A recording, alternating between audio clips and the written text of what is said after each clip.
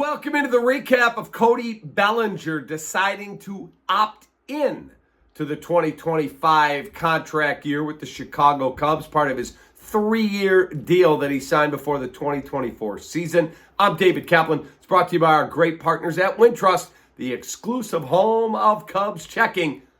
Make sure you go to wintrust.com/Cubs or click on the QR code right there on your screen and get your very own Cubs checking account. That's super cool. Cubs debit card. Folks, it broke early Saturday morning that Cody Bellinger has decided not to opt out, as many in the game had expected. Bellinger has 2 years left on his 3-year, $90 million deal that he signed with the Cubs last offseason.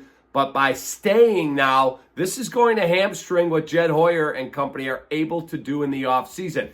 I don't want to hear, well, because Cody stayed, we got to run the same team back out there. You should have been a playoff team in 23. You got cheap on the bullpen. You should have been a playoff team in 24. You mismanaged the bullpen and didn't have a closer and blew 25 saves.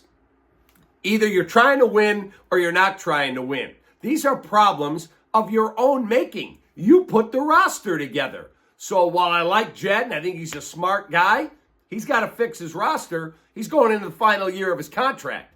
Or if you're not a playoff team, there's probably change, big change coming to the Chicago Cubs front office. So whether Cody's here, he was a 111 OPS plus number. League average is 100. So not what is as good as he was when he was 133 OPS plus in 2023, but 111 is still a solid major league player. So this is not like Jordan Montgomery, the horrible pitcher this year with the Arizona Diamondbacks opting in for $25 million, and they want no part of him, but there's nothing they can do. You're getting a solid player. He'll start in right field. Suzuki will be the DH. Pete Armstrong will be in center.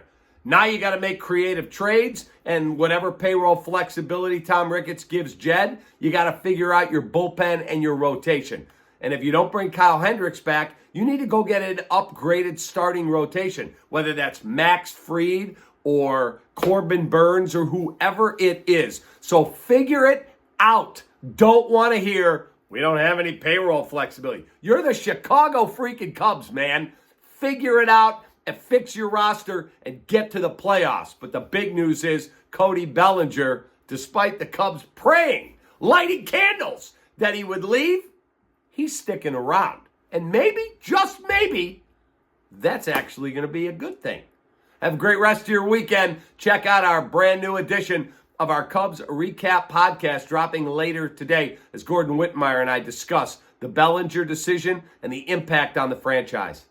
Have a good Saturday, good weekend. See you for the Bears recap tomorrow after the Bears-Arizona Cardinals game. Take that.